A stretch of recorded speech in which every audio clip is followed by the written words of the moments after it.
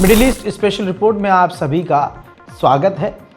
Iran इस खबर का मेन टाइटल है क्योंकि ईरान की हालत ही इतनी ख़राब हो चुकी है कि आप सोच नहीं सकते कि वहाँ की सरकार अब ये डिस्कस कर रही है कि तेहरान को खाली कर दिया जाए।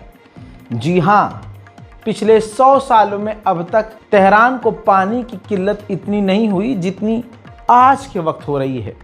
हालात इतने बिगड़ चुके हैं कि अब ईरानियन गवर्नमेंट ये ऐलान करने वाली है कि तेहरान को खाली किया जाए। हज़रात, आपके सामने ईरान का ये डैम है जिसका एक GIF सैटेलाइट इमेज है। आप देखिए डैम किस तरह से सूख रहा है।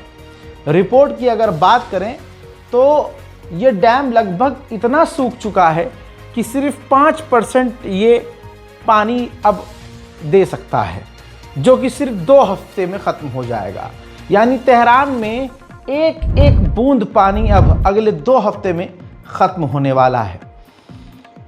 बात ये हो रही है कि अगर तेहरान में अगर अगले हफ्ते बारिश नहीं होती है या 2 हफ्तों तक बारिश नहीं होती है तो ईरानियन गवर्नमेंट इस फैसले पर आएगी कि तेहरान को पूरी तरह से खाली कर दिया जाए। अक्सर ईरान जो कहता है दुनिया माने न माने, कुछ समय बाद दुनिया मानती है क्योंकि सच सामने खुद आता है।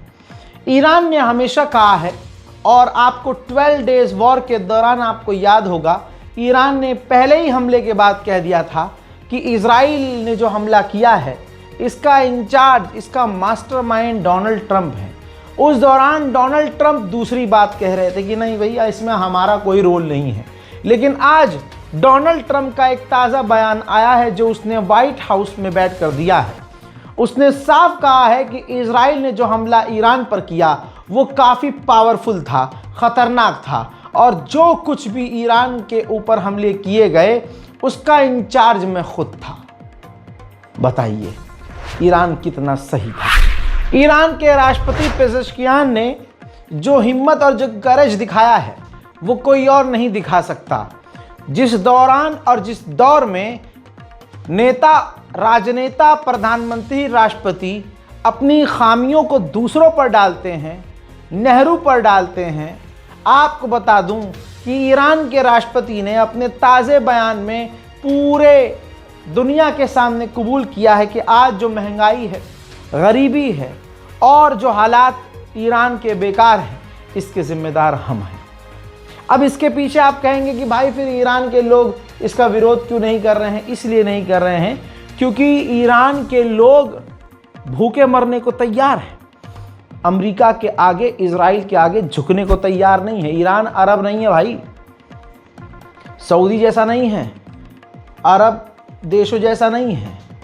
जितने कट्टर ईरान के लोग हैं अपने मुल्क के लिए, उतना कोई नहीं है।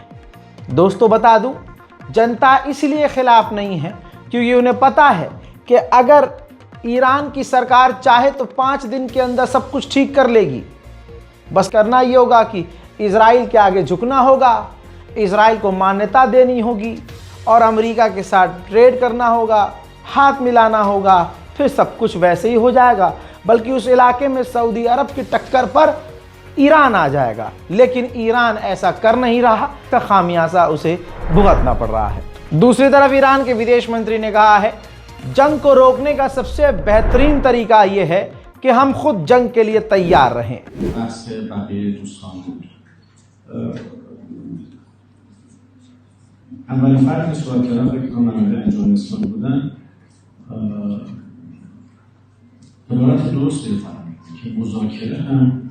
از ابزارهای اساسی برای رسیدن به منافع ملی، امنیت ملی و کلا خواسته های کشور است. ببینید برای رسیدن به خواسته ها و مطالباتی که ما از دیگران داریم همیشه 2 راه هست، یا جنگ یا مذاکره.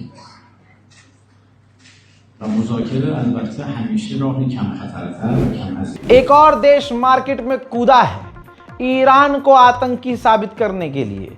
नाम है ऑस्ट्रेलिया। ऑस्ट्रेलिया ईरान की IRGC को अपने टेररिस्ट लिस्ट में डालने वाला है। अमेरिका को खुश करने के लिए। चाइना, रशिया, ईरान के यूएन के प्रतिनिधियों ने आपस में मुलाकात की है ईरान और IAEA के मुद्दे को लेकर। वहीं इससे पहले के अपडेट में मैंने आपको जब बताया था कि इजराइल पूरी ताकत से बड़े हमले लेबनान पर कर रहा है, उसके 2 और मंजर मेरे पास आ गए हैं, बिल्कुल ताज़ा। देखिए।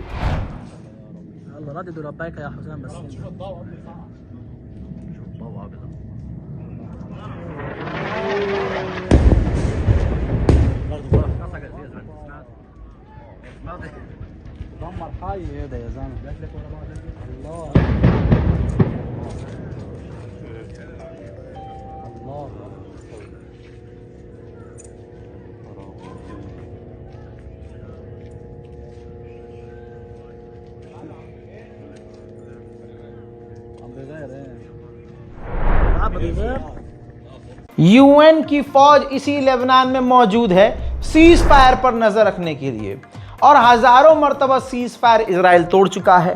हद यह है कि अब यूएन की अंतर्राष्ट्रीय फौज वहां तैनात है, इसके बावजूद इजराइल जिस तरह के अब ये हमले कर रहा है, इससे अब यूएन की फौज भी परेशान हो गई है।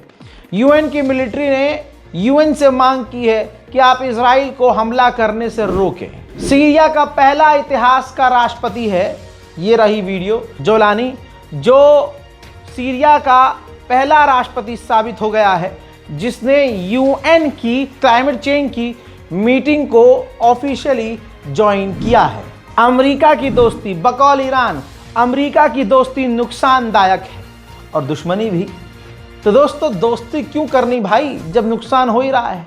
हमने देखा जैसे सीरिया ने, जोलानी ने पूरे घुटने टेके, बल्कि जोलानी तो अमेरिका का ही एक पैतरा था।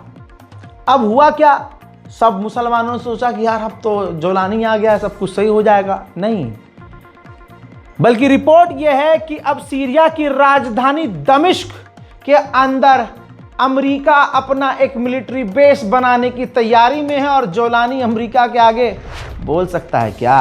उधर इजराइल के सैनिकों पर, इजराइल पर अल्लाह का गैबी अजाब आ रहा है, मानो या मत मानो। अभी 3 दिन पहले ऐसी खबर मैंने आपको बताई थी। अभी इस इजरायली फौजी को देख लीजिए, 2 दिन पहले ये गाजा से लौटा है नरसंहार करके, और इसने अपने आप को खत्म कर दिया है। सन 1900, एक और गद्दार को सुन लीजिए, कजाकिस्तान, थोड़ा हमारे करीब पड़ता है ना दोस्तों। कजाकिस्तान ने 1991 से ही इजराइल को मान्यता दे रखी है, और आज की तारीख में जब आप सो रहे हैं, जो रात गुजरी है, उस दौरान कजाकिस्तान और अमेरिका और इजराइल के बीच कुछ बातें शोर से हो रही थीं।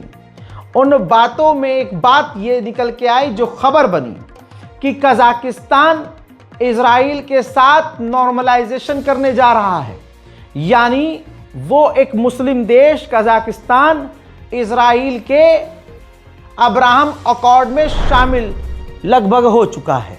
ज़्यादा झटका खाने की ज़रूरत भी नहीं है। ये तेल अवीव की तस्वीर है।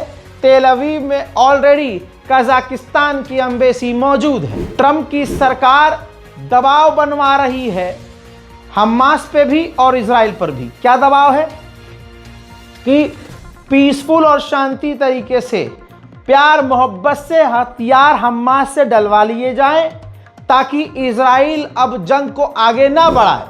लेकिन इजराइल को आदत नरसंहार करने की है, हमला करने की है। वो आदत से बाज आएगा नहीं। हमास गोलियां खाकर चुप रहेगा नहीं। ये गाड़ी कहां जाकर रुकेगी नहीं पता। लिहाजा इस वीडियो को शेयर कीजिए, दुआओं में याद रखिए, तमाम अपडेट्स को देखिए और हमारे चैनल रज़ाग्राफी अनस्क्रिप्टेड को सब्सक्राइब कीजिए। जय हिंद।